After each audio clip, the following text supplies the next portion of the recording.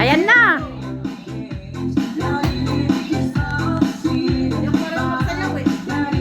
Ako rin, hindi rin ako marunong yan.